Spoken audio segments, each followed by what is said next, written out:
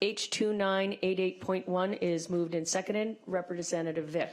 Yeah, thank you, Madam Chair. Real quick, I actually am in favor of a tax study work group. I think it's something we need. I've long been an opponent of the B&O and how it currently works.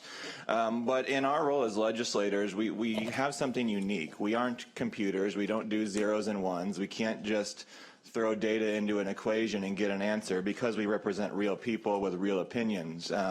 We have an extensive body of work. 10 initiatives of the people, where the people in a bipartisan manner have said we do not want an income tax, please do not give us an income tax. And so this amendment would require the work group work to redo the tax structure while representing the will of the people and not including an income tax in that, asking for a yes vote. Amendment H2986.1 has been moved and seconded. Representative Orcutt. Thank you, Madam Chair. This amendment basically restores the non-resident sales tax exemption that the bill is taking out. This is absolutely critical for retailers in my area and actually for some of the workers in my area. We have heard from a number of constituents that their Oregon sales, their specialty shops, they do more specific items than a general grocer or retailer would, but that Oregon business makes up as much as 65% of their business. I don't think a majority of them are 65%, but that is a real number. Those are people that employ real people. Those are taxes that do get paid on the Washington sales and all the B&O sales or taxes. And we literally have our Chamber of Commerce calling us saying, why do we have to fight this every year? What is it that's not understood? And I think that's a compelling enough case for me to say that we do need to keep this exemption in place. George Sagawa Nursery. You'll see it when you're driving by Woodland on I-5. 30 to 40% of his business is from Oregon. And he's very, very concerned that in such a competitive business that he's going to lose those customers. And that will hurt him. That's a business that he's built from the ground up. He's, I think, getting into his late 80s, but he wants that business to stay strong. And this bill, the way it's written, very much jeopardizes that business, along with many, many other businesses. Please do not take that sales tax exemption away. Do not cost us that business. Do not cost us those jobs. But when we have a tax increase bill on high earners, there always seems to be one or two folks, used to be the people from Zoomies, and we had 2 different people this year, who come in and they give us a humble brag about how much money they make, and they have these sort of crocodile tears about how bad they feel that they're not contributing enough to the state of Washington in the forms of tax. And I did feel somewhat bad for them, and I decided I'd do my homework, and I went to the treasurer's office and I asked the good treasurer how many people in the state have taken advantage of the ability to donate funds to the general fund of the state of Washington. And I figured, man, there's got to be lots donating millions. In 2019 so far, one person has donated $100. And that was very generous of them. I think we appreciate it. But I figured that in 2019, you know, taxes hadn't been done yet. Maybe that was an anomaly. So I asked about 2018. 5 people donated a grand total of $4,600.29 to the general fund. Again, 5 generous people. I know the state appreciates it, but it really kind of tells you what's really going on out there. I'm sure the folks who testified are very generous with their own money. I'm sure they contribute to charity. Maybe they have a foundation. I don't mean to actually speak ill of them. But the problem is these are 2 people out of 7 million and some change who are sitting here asking us to put an excessive and, quite honestly, unconstitutional tax on them.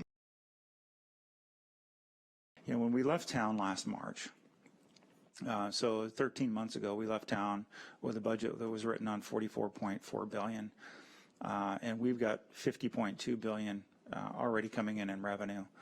And that $6.2 billion differential isn't enough. We have to do more tax increases.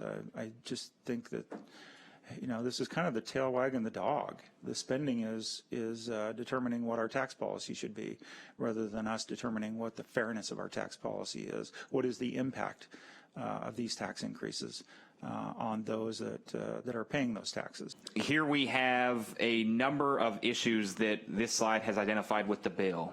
It would make housing more expensive by taxing architects and builders who build affordable housing. It would make health care more expensive and prescription drugs more expensive by taxing certain medical providers and pharmacies.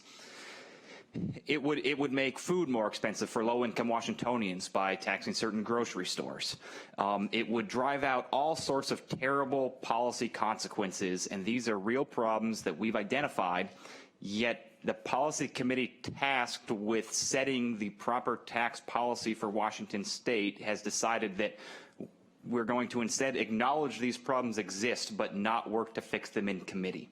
I begin to question what is even the point of our committee process if we're not going to solve these policy issues in these policy committees. The formula behind this bill specifically says, let's take from Medicaid and Medicare, let's take from low-income housing, and then let's add the monies that we've taken or the revenues that we would generate from there, from those fields. Let's take from those fields and add it to a bloated higher education system.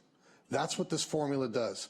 Make no mistake, it's very simple. Take from A, take from B, give to C. You could make the argument, I'm sure the sponsor of the bill would make the argument, we need more money and investment in higher ed.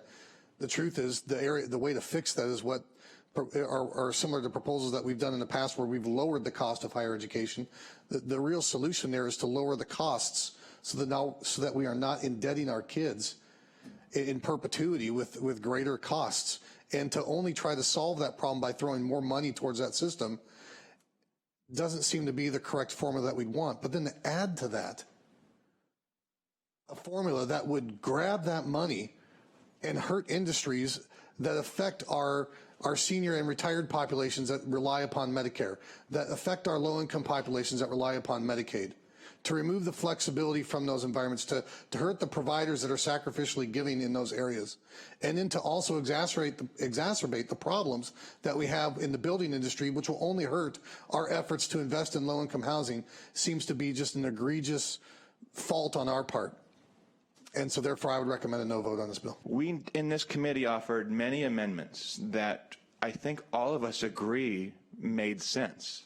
Why would we tax health care? Why would we tax prescriptions? Why would we tax groceries? Why would we tax the very things that we are trying to combat in other legislation? That didn't make sense, and we could have taken care of it here. I understand that this bill is going to appropriations, but candidly, I hope appropriations gives this bill the attention it deserves, and that is none. We can do a better job. We should do a better job as far as college and tuition and affordability is concerned. But when literally all but one stakeholder that would be footing the bill for this signed in either other or con, we got it wrong. Let's start over. We got another year. This is not the right bill to move today. If college education, if higher education were a priority for this body, we would have funded these things in the budget, not in a separate bill that could die at any point in time. Moreover, as I mentioned in a previous bill, raising revenue to fund these services isn't necessary. We've got a $2.8 billion budget surplus, the best budget starting position we've been in at any time since the Great Recession, probably this century.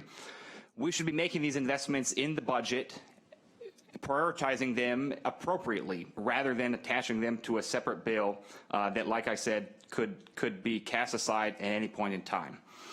So I think this is a very unwise bill. I deeply regret that we're not actually using this committee and our time here to fix the issues, but instead we're hoping somehow magically in the next 9 days they're going to fix themselves, I guess.